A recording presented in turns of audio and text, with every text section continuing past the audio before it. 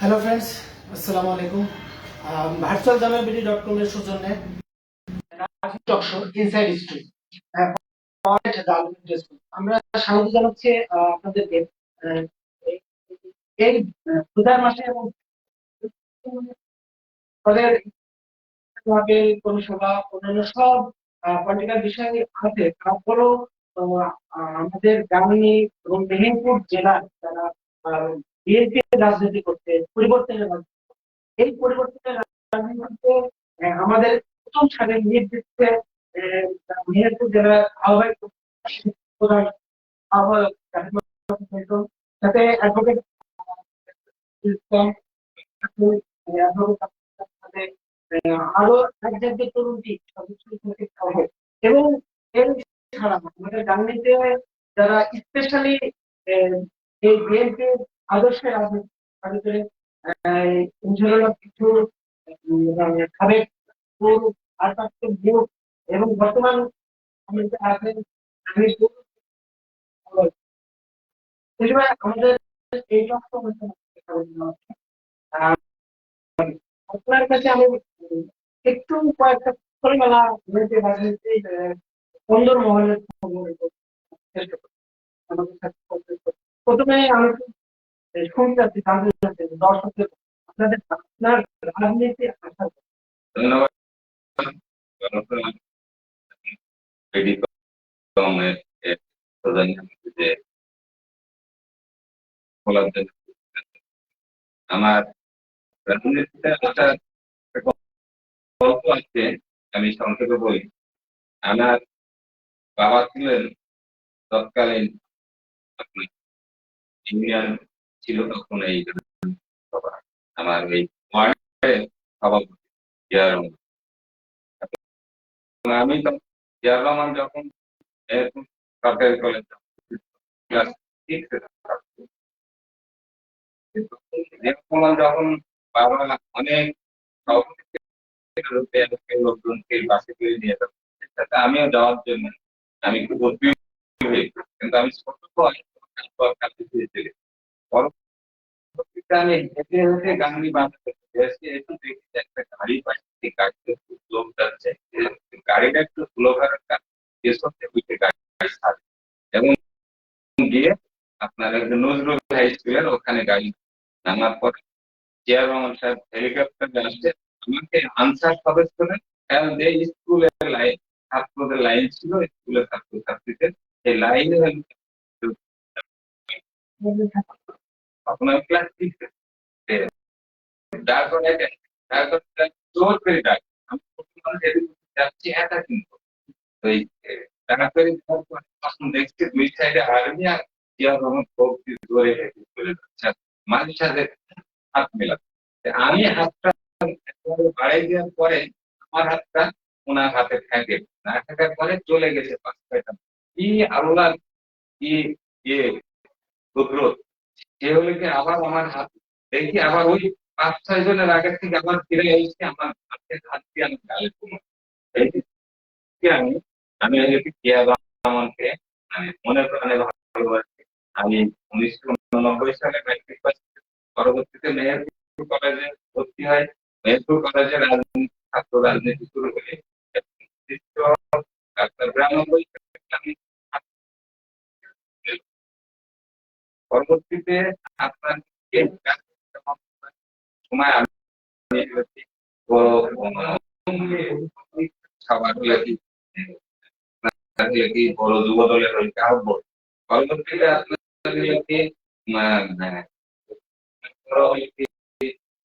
জেলা যুব দলের হলে কি সদস্য। পরবর্তীতে আমি হয়েছি বড় বিএনপির হলে কি আপনার ভারপত্র সভাপতি। পরবর্তীতে আপনার পরবর্তীতে বড় বিএনপির আহ্বায়ক,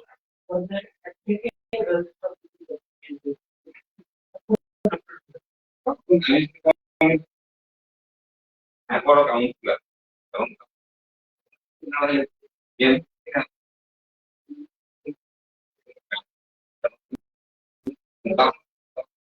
কাউন্সিলরের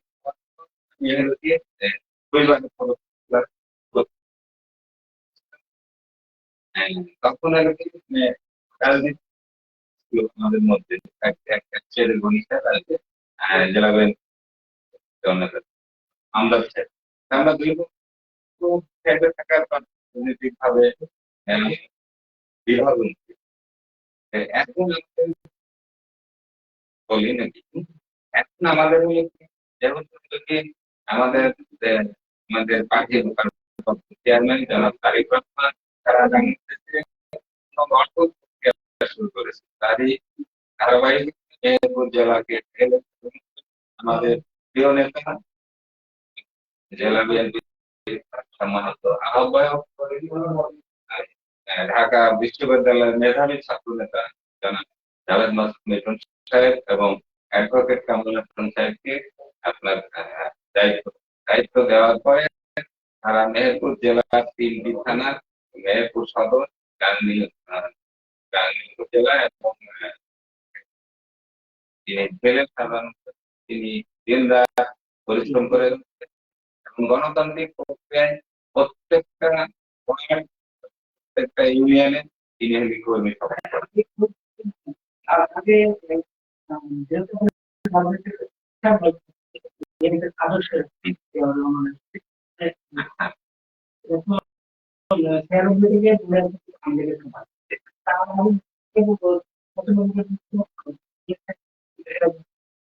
তখন আপনার সেই সময় আমি ছাত্র নেতা, সেই সময় আমি বিভিন্ন সময় প্রোগ্রাম করছি, বিভিন্ন সময় রাজনীতি হয়েছি, তখন তো আমি ছাত্র ছিলাম। ছাত্র রাজনীতিতে আমি মানে বিভিন্ন কার্যক্রম পরিচালনা করছি, বিভিন্ন মিছিল মিটিং কলেজ কেন্দ্রিক বেশি হয়েছে আমাদের মেট্রো গভর্নমেন্ট। তখন তখন সেভাবে ছাত্রদের চরম ভূমিকা ছিল। 90 গণঅভ্যুত্থানের নেতৃত্ব দিয়েছি, ঠিক আছে। তারপর আপনার যখন আওয়ামী লীগের বিভিন্ন আওয়ামী লীগ ক্ষমতা আওয়ামী লীগ ক্ষমতা আছে, আওয়ামী লীগ ক্ষমতা হামলা শিকার হয়েছে, বিভিন্ন আমাদের পারিবারিক ভাবে তারপর পর্যায়ে যখন এমপি ক্ষমতায় আসছে তখন আবার আমি এমপি কাউন্সিলর যে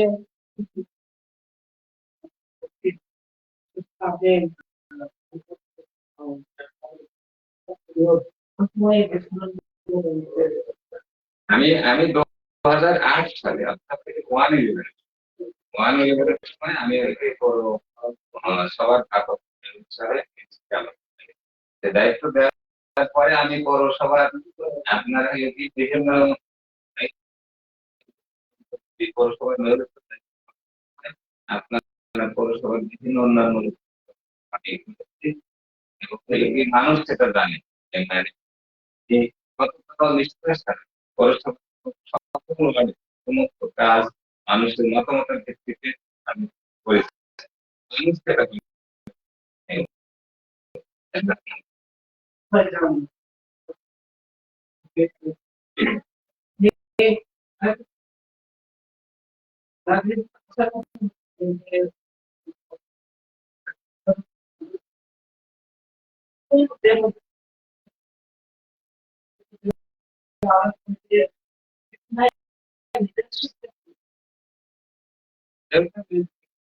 আপনার ঢাকা বিশ্ববিদ্যালয়ে ছিলেন এবং ফল বেশ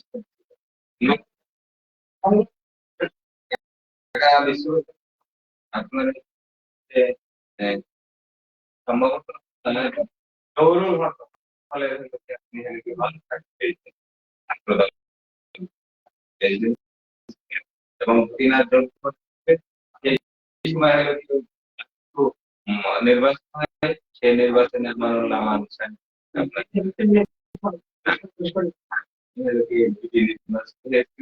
এবং সেই থেকে তিনি একটু মেধাবী এবং বিএনপির প্রতি তার যে স্ট্রং মেধা তাই পরিপ্রেক্ষিতে আমাদের দলের ভারপ্রাপ্ত চেয়ারম্যান আপনার সব বিবেচনা করে এরপরে দায়িত্ব তাকে দিয়েছেন।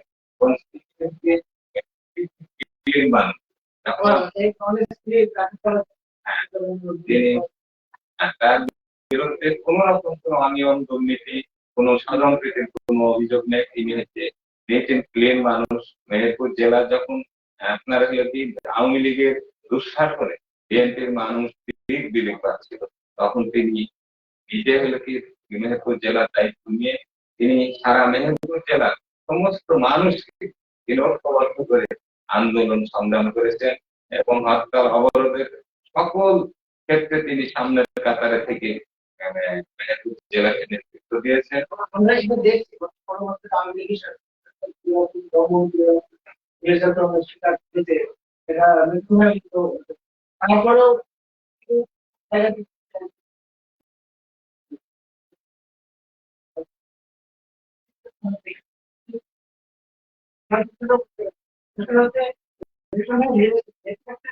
মেহেরপুর এক এবং রাজনীতি এই দুটো দুটোই তো মানে সে জায়গাতে অনেকটা সিনিয়রিটি যেমন আন্তর্জাতিক এবং সাবেক একজন ওনাদেরকে জায়গায় কিছু দেখার না, কারণ কি যুগে যুগে আপনার হলো কি নেতৃত্ব আসবে, যুগে যুগে হলো কি নেতৃত্ব বিদায় হয়। এটা হলো কি চলমান প্রক্রিয়া। আপনার একজন দলবদ্ধ দায়িত্ব পালন করেছে তার গুণাবলী দল থেকে দলের শীর্ষ নেতা, তার দলের শীর্ষ নেতৃত্ব করে আমাদের দল মনিটরিং করে তারা হলো কি অ্যাক্টিভিটি ও তার কর্মকাণ্ড পর্যবেক্ষণ করে তারা হলো কি আপনার হলো কি কাকে দিলে দায়িত্ব হবে হবে কাকে দায়িত্ব কে রাজপথে ছিল তার সিনিয়রিটি তার সময় দায়িত্ব পালন করে হাইকমান্ড সেটা সিদ্ধান্তের আপনার সে দায়িত্ব দিয়েছে, তারা জেনে বুঝে কাকে দায়িত্ব পালন করে। নিশ্চয় এই জেনে বুঝে দায়িত্ব দিয়েছে। আর মির্জা সাহেব একজন যোগ্য ব্যক্তি এবং মেহেরপুর জেলার সমস্ত বিএনপির নেতা কর্মীর কাছে তিনি একটি তরুণ উদীয়মান তরুণ সৎ নেতা হিসেবে ইতিমধ্যে আসে আরো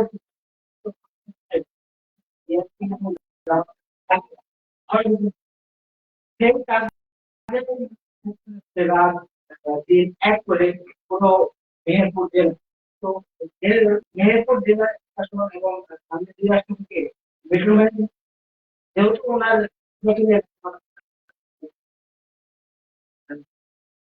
সেই জায়গা থেকে আপনার কি দেখতে পাচ্ছেন জনগণের সমর্থনটা কেমন? আপনারা ইতিমধ্যে লক্ষ্য করবেন লক্ষ্য করেছেন বিষয় আমরা প্রত্যেকটা ওয়ার্ড এবং ইউনিয়নে কর্মী সভা এবং আপনার হলো কি গণতান্ত্রিক প্রক্রিয়ায় কমিটি তৈরি করছি যে সবচেয়ে প্রবলা এর সবচেয়ে গ্রহণযোগ্য ব্যক্তি ওই এলাকার সমস্ত মানুষ এক জায়গায় হয়ে তাকে নেতা নির্বাচন করার সুযোগ করে দিয়েছে, যা বিএনপির ইতিহাসে এই প্রথম। কারণ মেহেরপুর জেলাতে গণতান্ত্রিক প্রক্রিয়ায় আমার ৩৩ বছর রাজনৈতিক জীবনে আমি দেখিনি এইভাবে কর্মী সভা, যেটা মিন্টু সাহেব যে তারই ভিত্তিতে প্রত্যেক ওয়ার্ড থেকে প্রত্যেক ইউনিয়ন পর্যন্ত আপনার ইউনিয়ন থেকে থানা এবং পৌর তৃণমূল পর্যায় থেকে একজন যোগ্য নেতৃত্ব উঠে জয়েন করেছে। কমিটি ওয়ার্ড কমপ্লিট করেছে এবং কি যোগ্যতা অনুসারে জনগণ যাকে চায় তাকে নেতা নির্বাচিত করছে এবং তৃণমূল পর্যায়ে সেভাবে হয়েছে। লঙ্ঘন হচ্ছে যেমন সাবেক এই কমিটিকে তিন টাকার কমিটি আবার রিফর্ম করে নিয়ে আসার পরে কয়েকটা বলতে থেকে তখন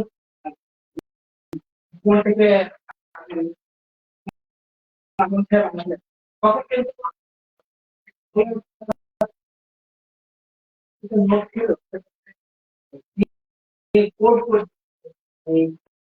মেহেরপুর জেলার আহ্বায়ক কমিটি এই আহ্বায়ক কমিটি একসাথে তারিক রহমানের নির্দেশে আমরা উদ্বুদ্ধ হয়ে একটা করে রিটার্নি কাজ সেই জায়গাতে কি এমন ভাব হচ্ছে না যে আমার এরকম দলীয় কোনটা আছে?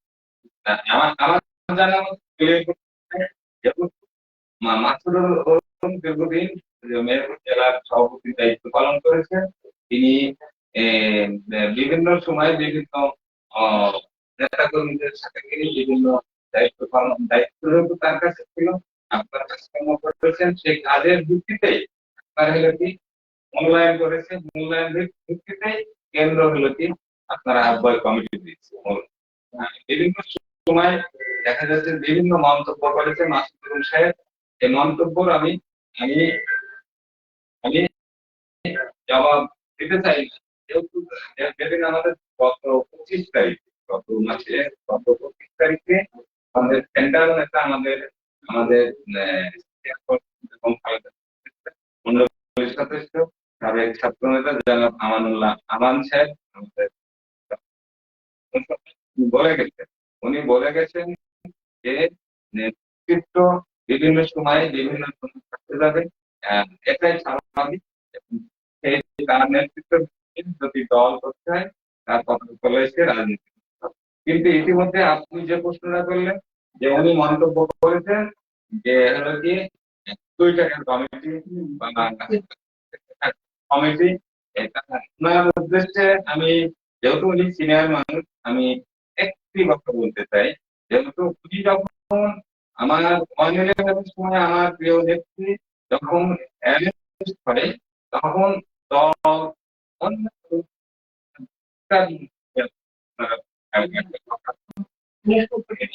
দলের বিরুদ্ধে তিনি কিন্তু আমাদের দলের সদস্য না, তিনি অন্য দলের থেকে এসে বিএনপিতে যোগ দেন। বিধায় তিনি হলে কি দলের দলের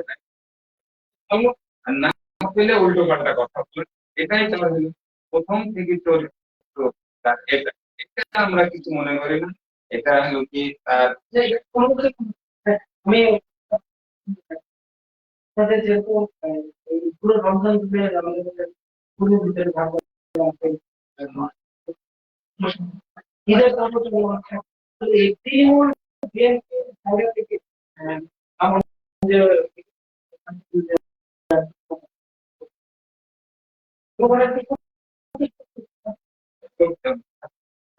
বিএনপি সাধারণত সাথে কি আপনাদের টিচার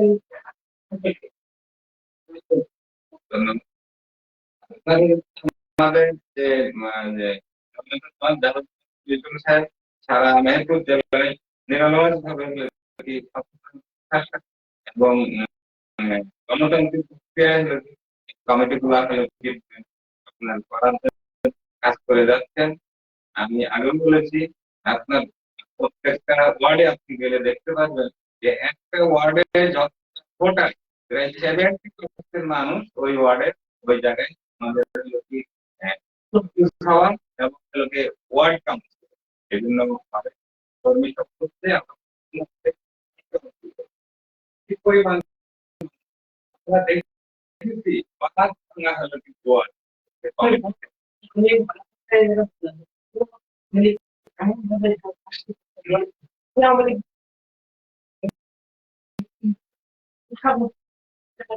না। বিএনপি এমন একটা দল আমাদের কেন্দ্রীয় নেতা আমাদের আমাদের কোন লীগে বা কোন একটা জিনিস পাবেন, আমরা তালিকা হইতে তালিকা আপনারা চাইলে দিতে পারেন। আমার এই তালিকাটা ওয়ার্ড ওয়াইজ যেহেতু আমি পৌরসভা বিএনপির আপনার এগুলোকে পৌরসভা পুনর্গঠন টিমের আমি এই পৌরসভার দায়িত্ব আমার কাছে, আমি এই ওয়ার্ড ভিত্তিক কাজ করছি। আপনারা আমাদের মাঝে বিএনপি মাঝে অতএব আপনার এত বিএনপি আমাদের জিয়া রহমানের যে জনপ্রিয় সারা বাংলাদেশে, সেই জনপ্রিয় দলের পুনর্গঠন যে কাজ চলমান আছে, এই চলমান প্রক্রিয়ায় কিন্তু মানুষ এই আওয়ামী লীগের দুঃশাসনে, আওয়ামী লীগের নির্যাতন নিপীড়নের আপনার হলে কি কারণে মানুষ অনেক সময় নিজেকে রক্ষা করার জন্য বিভিন্ন ভাবে নিষ্ক্রিয় ছিল। যখন এখন উন্মুক্ত হয়েছে এই 5ই আগস্টের পরে, এখন বিএনপি স্বতঃস্ফূর্ত ভাবে সব জায়গায় থেকে বেরিয়ে এসেছে এবং আমাদের এই কার্যক্রমের সাথে তারা সামিল। আমার আমার খুব ইচ্ছে ছিল যে 31 দফা নিয়ে নির্বাচন থেকে খুব সুন্দরভাবে আলোচনা করতে। 31 রাষ্ট্র কাঠামো মেরামতের 31 দফা কি তা তো সবাই জানতো। এই জন্য চাচ্ছিলাম যে 31 দফাটা নিয়ে একটু বিস্তারিত করবো। এই 31 দফা কি এবং কেন, এইটা আমাদের সাধারণ মানুষের, কিন্তু আপনারা যেভাবে কর্মী সম্মেলনে, ইফতার মাহফিলে এবং অন্যান্য মিটিং এ যেভাবে বলেন ছাত্র, তো ওই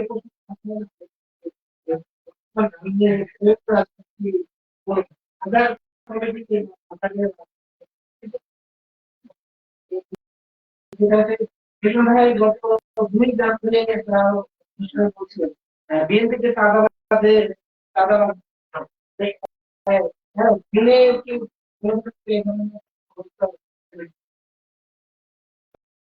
ধন্যবাদ। আমাদের আপনার দলের নির্দেশনা আছে কোন সন্ত্রাস চাঁদাবাজ আমাদের কি দলের কোনো স্থান নেই।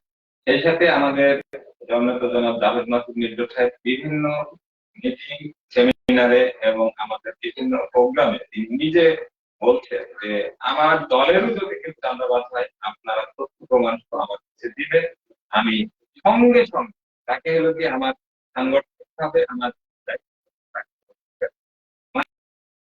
দলের কেউ নেই।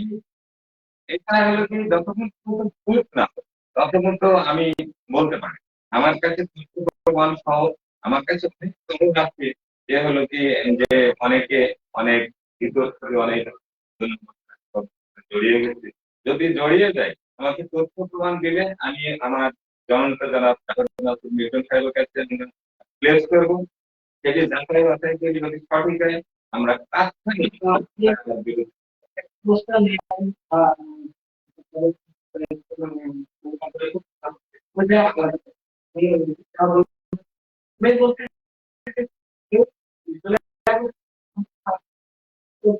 বিএনপি এবং আমাদের পয়েন্ট এর ভিতরে মনে হচ্ছে যেন কোনো কি গ্যাস পেয়ে গেল না, ক্ষমতা আসার আগেই বিএনপি ক্ষমতা পেয়ে গেছে এরকম কোনো এটি সঠিক না। বিএনপি সবসময় বারবার নির্বাচন আপনার ক্ষমতায় এসেছে, পিছনের দখলদারি কখনো বিএনপি ক্ষমতায় আসতে চায় না। জনগণের প্রত্যক্ষ ভোটের মাধ্যমে বিএনপি একটি সুস্থ, সুন্দর, নিরপেক্ষ নির্বাচনের মধ্য দিয়ে ক্ষমতায় আসতে চায়, কখনো বিএনপি পিছনের দখল চায় না। সামনে যে নির্বাচন আমরা সেই নির্বাচনে অংশগ্রহণ করবো, সেই নির্বাচনে জনগণ যদি আমাদের ভোট দেয় তাহলে আমরা ক্ষমতায় জনগণ যাকে ক্ষমতায় দখলে আমরা মেনে নেব। আরেকটা কথা আপনি বলেছিলেন, আমাদের যে বাজারে চাঁদাবাজ এবং সন্ত্রাসী কার্যক্রম চলছে, আমরা আমাদের দলের কেউ সংযুক্ত না এবং দলের কেউ বাজারে যে গন্ডগোল গুলা হয়েছে তাতে ব্যক্তিগত আমাদের সাথে সংশ্লিষ্ট তারা না, এবং আমাদের দল এরকম কর্মসূচি থেকে না হলে যদি কেউ থেকে থাকে তার বাজার কেন্দ্রিক প্রতিষ্ঠান থাকে।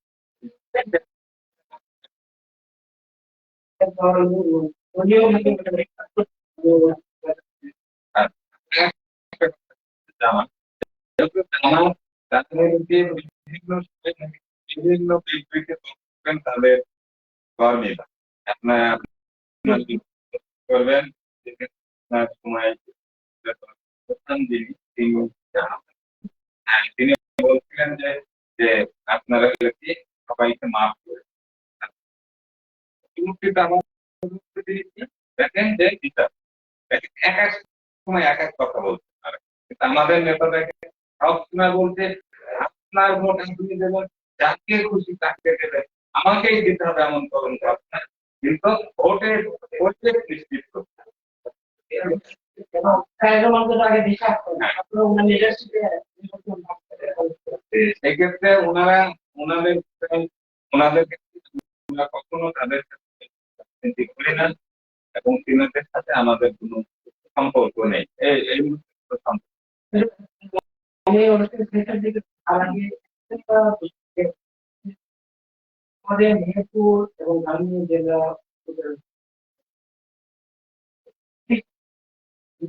এইবার আমরা দেখলাম যে কৃষকের পরবর্তী মানে 100 টাকা 10 কেজি আলু, ফুলকপি, বাঁধাকপি মানুষ ভাষায় লাগে গরু ছাগলও খেলো। এই যে একটা বিষয় সার বীজ তেলের দাম, ওই মিশনারি স্পেশালি এই এই জিনিসটাই তুলে ধরতে চাচ্ছেন যে আমি স্ক্রিপ্ট করতে চাই যে কৃষি প্রধান মেহেরপুর জেলাকে কৃষি কিন্তু বাণিজ্যিক রাজধানী হিসাবে তাকে করি। এই যেহেতু কৃষি আমার উচিত, আমরা পর্যন্ত একজন কৃষকের ছেলে বছর পর আবাদানি করতে হবে বিদেশে পড়াশোনা যারা করতে, কিন্তু কৃষি কৃষির উপর যদি একটু আলোকপাত না করা হয়, তাহলে কিন্তু আমাদের বাইরে থেকে আমদানি করতে হবে।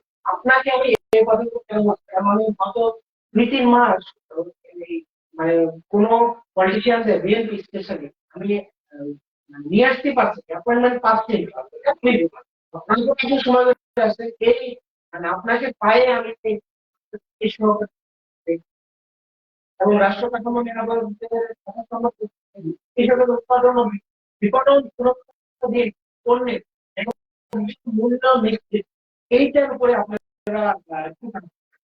কারণ আমরা দেখছি যে এখন যাবেন কি ওটার জন্য উনি কৃষক সেটা কিনা কৃষক সাউন্ডিং হয়ে গেছে কিন্তু খুবই ভিড় সার এবং কীটনাশক এই এই সঠিক না পাওয়ার কারণে দামটা কৃষকের আমাদের ঘুরতে যাচ্ছে কিন্তু নাকি এনে সাধারণ করে এবং স্পেশালি মিশন আপনারা ক্ষমতায় গেলে কৃষকদের জন্য স্পেশালি কি ধন্যবাদ। খুব ভালো প্রশ্ন করেছেন একটা। যেহেতু আমি হচ্ছে একজন কৃষকের সন্তান, একজন কৃষক এবং কৃষক পরিবারের আমি একটা করি। যে এই যে কৃষকের দণ্ডদশা বিভিন্ন সময় বিভিন্ন সরকারি তারা কৃষকের ভাগ্যে নিয়ে কখন কাজ করে লোক দেখান কাজ করেছে আমাদের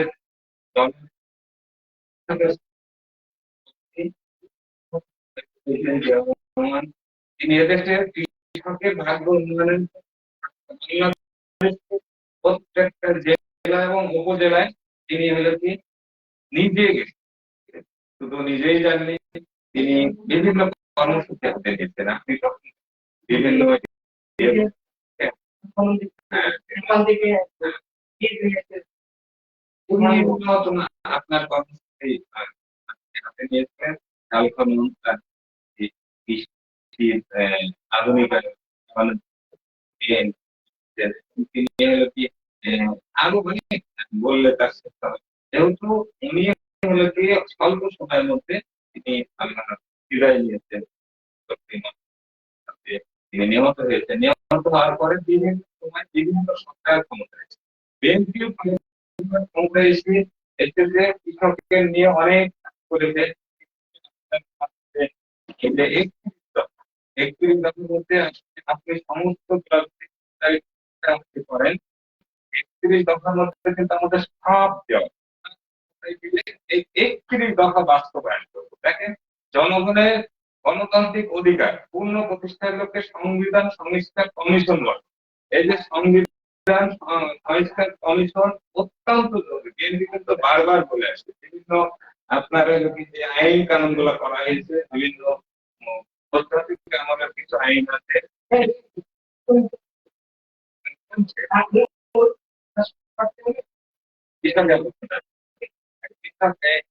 কৃষকের উৎপাদন বিপণন ও সুরক্ষা এই ন্যায্য মূল্য নিশ্চিত করা।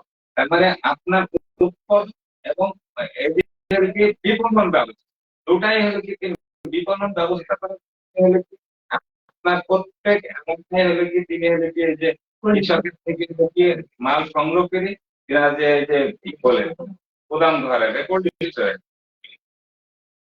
স্টোরে সরকারি সংরক্ষণ এবং তাদের এই মাল সংরক্ষণ করতে বিভিন্ন স্থানে হলো কি আপনার সরবরাহকারী পরিবহন খরচ সহ সকল খরচ বাদ দিয়ে যে টাকাটা প্রাথমিক ওদেরকে দাম দিয়ে দেবে সেই টাকাটা প্রাথমিক ভাবে দাম দিয়ে দেওয়ার পরে সমস্ত খরচ বাদ দিয়ে যেটা বাইরে বিক্রি করতে পারবে সেই পয়সাটা পুনরায় কৃষককে দেওয়া। এটা কিন্তু আপনার ব্যাখ্যা আছে শুধু ওইটুক না, এটা বিপণন সুরক্ষা আপনি দেখলে বুঝতে পারবেন যে কৃষি পণ্যের ন্যায্য মূল্য নিশ্চিত করা। তার মানে বিপণন করার পরে প্রথম প্রাথমিক যে বাজার অনুসারে যে বিক্রি করতে পারে কৃষি পণ্য দাঁড়ে বিক্রি করার শুধু ভারতের উপর আমরা যেখানে আমাদের আমাদের প্রত্যেকটা কৃষকের সাথে করে যদি আমরা যে সমস্ত রাষ্ট্রের সাথে আমাদের যেখানে আমরা সুবিধা পাবো যেখানে সুবিধা পাবো সেখানে আপনার রাজ্য সুবিধা পাবো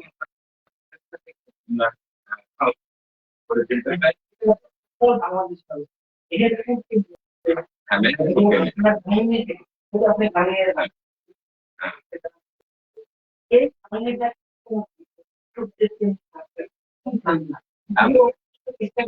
অবশ্যই আছে। আমি বলতে কি আপনি বিভিন্ন আপনার মেজর সাহেবের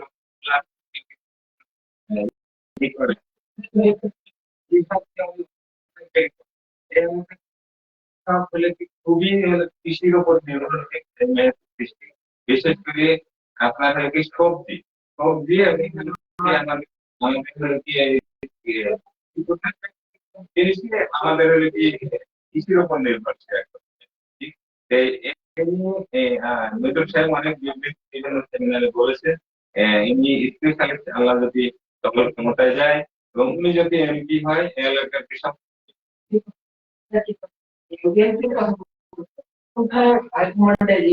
এবং পলিটিক্যাল অ্যাক্টিভিটিস এবং লিডারশিপ যে স্ট্রংলি উনি যেভাবে আমার মনে হয়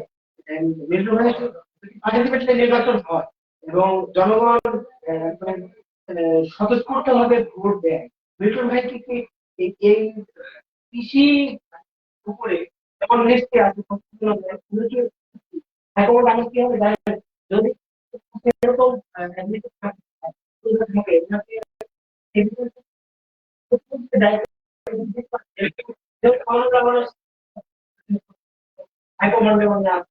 এরকম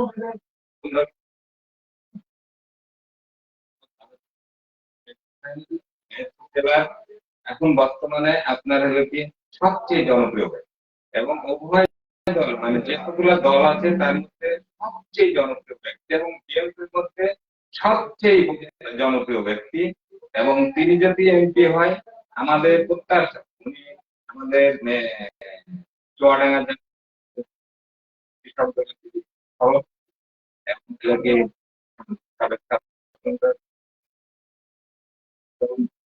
এবং আমাদের কৃষক দলের সাধারণ সম্পাদক বাবু ভাই সহ আপনার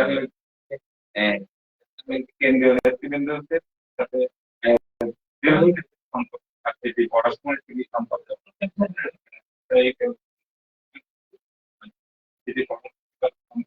এবং কৃষি যেহেতু আমার মেয়ের আছে এবং আমার ধারণা করতে পারেন তিনি হয়তো বা কৃষি মন্ত্রণালয়ের নিয়ে আমাদের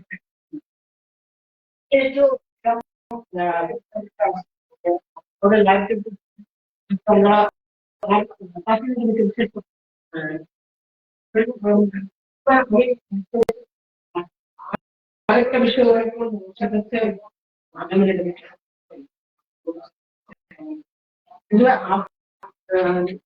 রাষ্ট্র কাঠামো মেরামতের একটি অন্যান্য ঈদের পরে আপনাদের আবার কি What to what? আমাদের আমরা যে পেয়েছি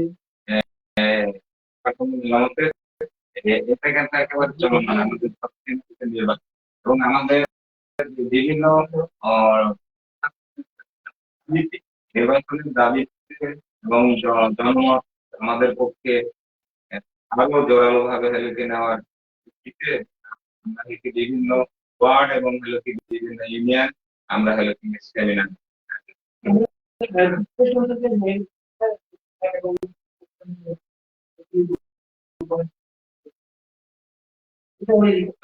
আমি শেষ দিকে আসছি। আপনারা যেহেতু আওয়ামী লীগ সরকার ক্ষমতা যাওয়ার পর থেকে উপজেলা জেলা প্রশাসক সবকিছু বিএনপি এবং জামাত এর ভেতর থেকে অনেক ঘটনা ঘটে যাচ্ছে ওগুলো সময় গাঙ্গের মতো দেয় মেহেরপুরে যে আমি ওই প্রশ্নগুলো পেয়ে গেলাম একটা প্রশ্ন আপনার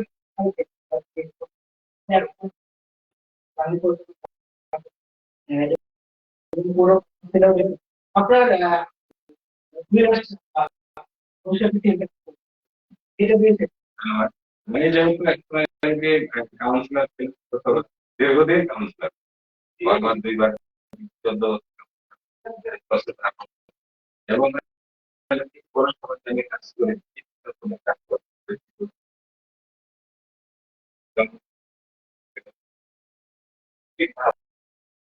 যার মধ্যে যদি দল আপনার আমাকে আমি এই পৌরসভা নেওয়ার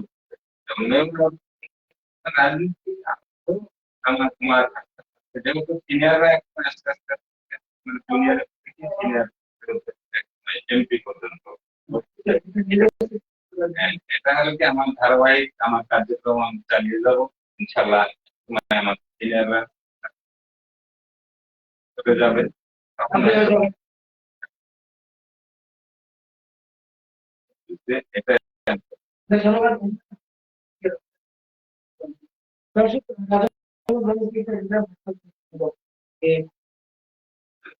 হিসাবে সাবেক সবাই রাষ্ট্র কাঠামো যখন আমরা কোনো এক কোনো এক সময় একই নেতা আমাদের সাথে অন্যদিকে আমাদের সাথে এবং ধানের হিসাবে যে আজকে নতুন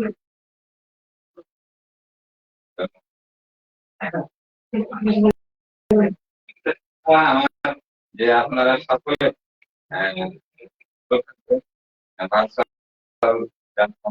টেলিকমকে আমাকে সময় দেওয়ার জন্য